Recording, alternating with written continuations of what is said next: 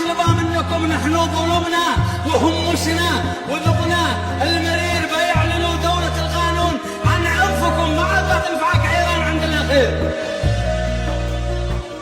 بيعلنوا دولة القانون عن عنفكم، ما تنفعك دولة القانون عند الاخير. والشرق والغرب كله بيقف ضدكم، بيكمل الكذب. شوفوا الكذب حبلها، بيكمل الكذب. شوفوا الكذب حبله قصير.